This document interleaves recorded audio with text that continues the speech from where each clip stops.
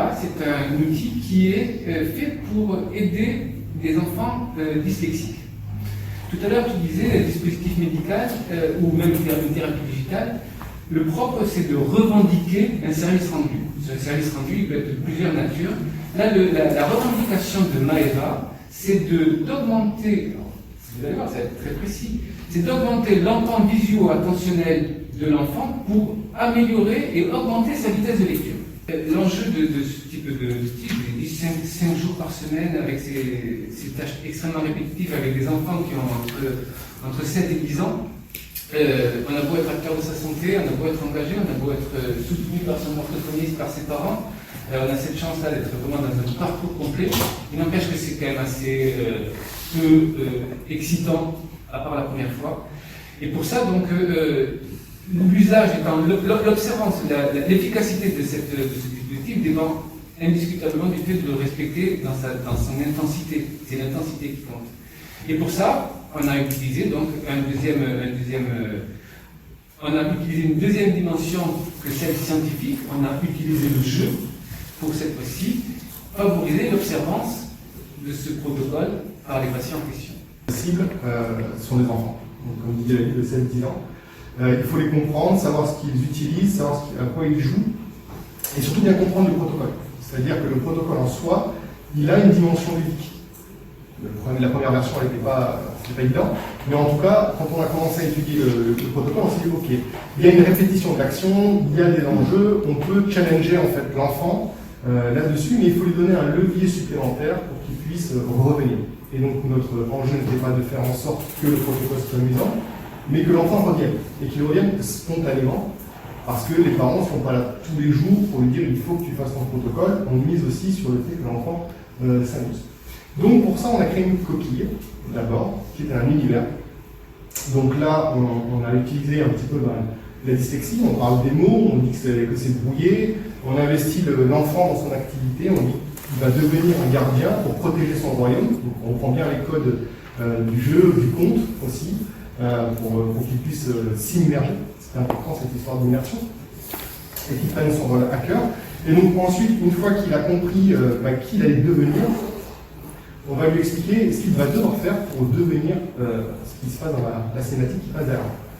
Et donc du coup, en tant qu'apprenti, on va lui demander d'aller dans une arène et pendant 15 minutes de réaliser une suite de défis, d'où le nom aussi Maeva le défi, pour pouvoir ensuite monter en statut, gagner des ressources qui vont lui permettre de construire, de fabriquer en fait un équipement, et pouvoir à la fin avoir ce fameux statut de gardien céleste, et normalement c'est calibré pour tenir sur la période donnée. On a respecté le temps d'affichage, les contraintes étaient énormes, et le défi en tant que game designer était vraiment très intéressant, parce que là pour le coup, on est sorti de notre zone de confort. On n'était pas maître de ce qu'il y avait dedans, on devait faire l'autour. Et ça c'était nouveau pour nous. D'habitude on fait d'abord ce qu'il y a dedans, et après, une fois qu'on a bien compris ce qu'il y avait dedans et on est libre de faire ça, on fait le contour, et à ce moment-là, les joueurs peuvent profiter de notre expérience. Là, ce n'était pas le cas. Donc, au niveau du protocole, il y a une montée en intensité qui n'est pas gérée par nous, qui est gérée, tu l'as dit tout à l'heure, par un algorithme. Donc tout ça est très contrôlé. L'algorithme renvoie un certain nombre de données pour voir, à ajuster la difficulté du jeu. Et là, du coup, on parle de difficulté. Donc ça, c'est un ressort ludique intéressant aussi pour nous, parce que ça va rythmer l'expérience de l'enfant. Sur cet exemple-là, ce qui est intéressant, c'est que pour agir sur les neurones, c'est ce dont on parle, on parle de neuroplasticité, comment on fait en sorte que les structures mentales évoluent, il y a une posologie nécessaire qui est relativement élevée. Aujourd'hui, le système de santé tel qu'il est organisé, il est suboptimal, c'est le moins qu'on puisse dire. C'est-à-dire que quand votre enfant qui est dyslexique va voir l'orthophoniste 1 à 2 fois par semaine, de temps en temps 2, mais mettons 1 fois par semaine, on sait très bien que ils vont mettre des années, ça va être laborieux et c'est suboptimal. Là, on voit qu'un protocole scientifique qui donne des résultats, c'est pendant plusieurs semaines, de façon intensive, tous les jours. Et ça, le système de santé, aujourd'hui, il n'est pas capable d'absorber et on ne va pas aller chez l'orthophoniste toutes les semaines. Ils sont déjà avec des files d'attente très très longues, donc c'est juste pas pensable. Donc de toute façon, voilà, là ça permet d'ouvrir l'horizon à des nouvelles façons de prendre charge des patients. En revanche, là où c'est intéressant, et je pense que par rapport au défi de ce qui nous attend demain, on travaille dans un domaine qui n'a rien à voir, on travaille dans le champ de la psychiatrie, avec des schizophrènes ou des bipolaires.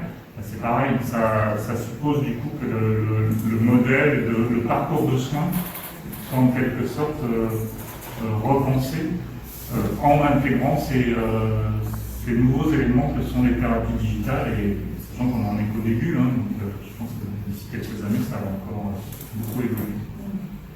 On parle d'accès aux soins, dans ce qu'on vient de dire. On parle de parcours de soins. On est vraiment au sujet de notre système de santé et de son repositionnement. On l'a évoqué ce matin avec Dominique Pont, et on est vraiment sur ces sujets-là. C'est-à-dire qu'on a de nouvelles thérapeutiques, mais par contre, on a surtout un système qu'il faut repenser et réorganiser.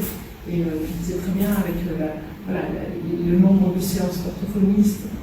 On peut l'avoir sur chaque métier. Hein, donc je pense que c'est très intéressant de voir aussi comment ces sujets-là interviennent avec, par exemple, le programme de la santé 2022, avec l'espace numérique de santé dont on a parlé aussi ce matin.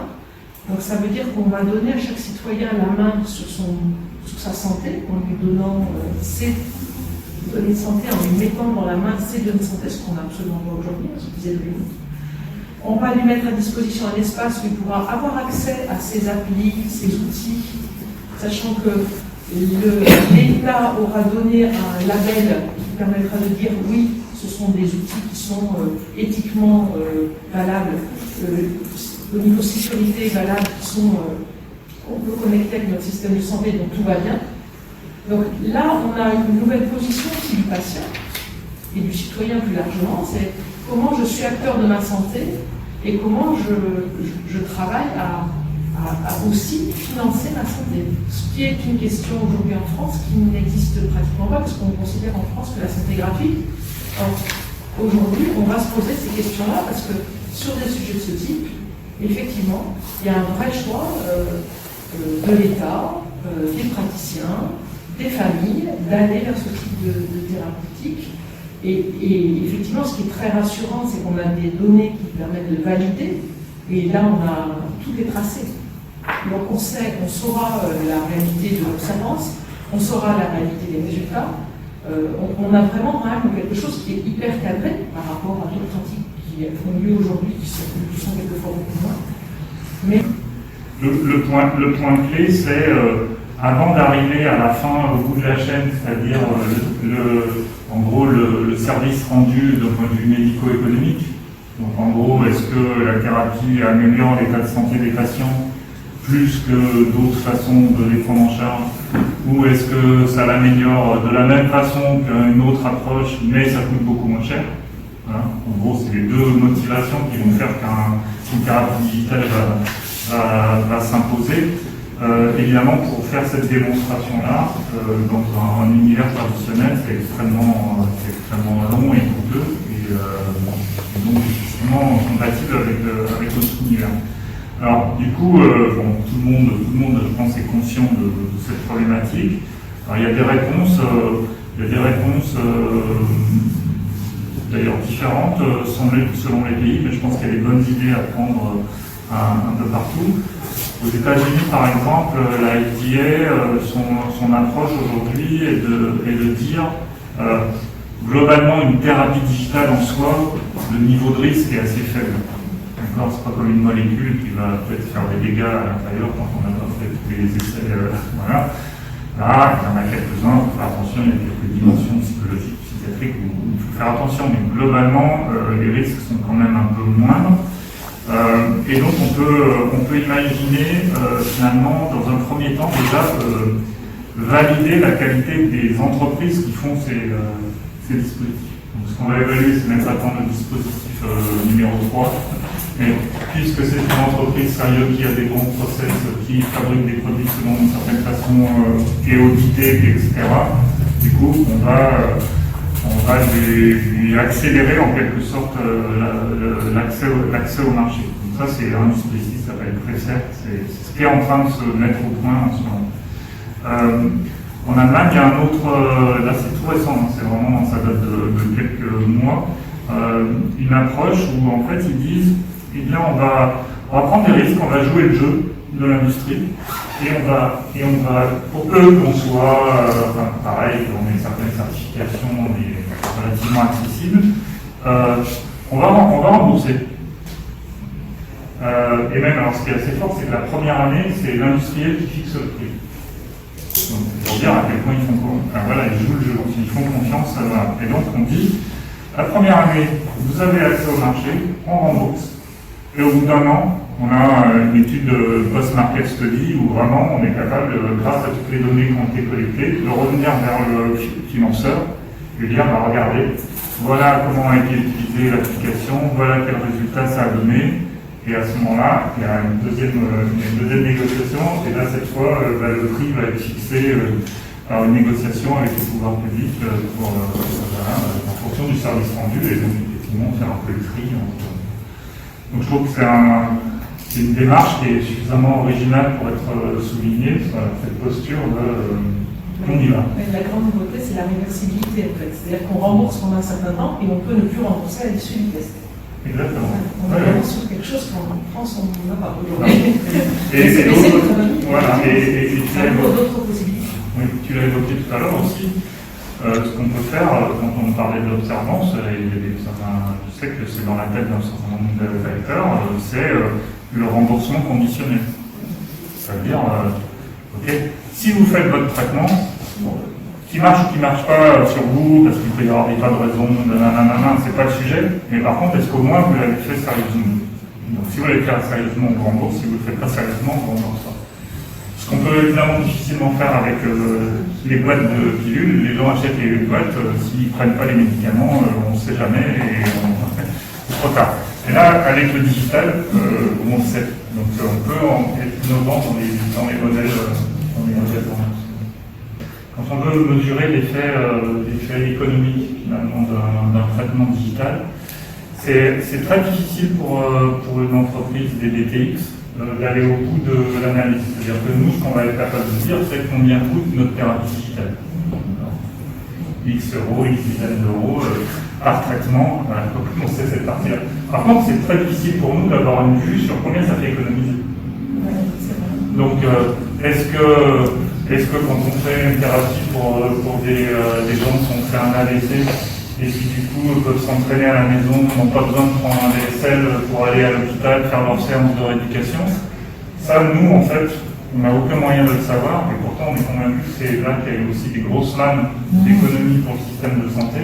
C'est pas tellement dans combien coûte notre thérapie par rapport à un autre mode de prise en charge, mais c'est aussi tous les effets collatéraux. Et c'est là que des initiatives, je ne sais pas moi, le F7 au niveau national, ou sans doute au niveau des mutuelles dans vos propres systèmes, nous ça nous intéresse beaucoup d'être capable de travailler avec ces acteurs pour être capable de faire cette démonstration médico-économique. Parce que nous on peut faire la médico, mais la partie économique elle est beaucoup moins accessible pour nous tout seuls.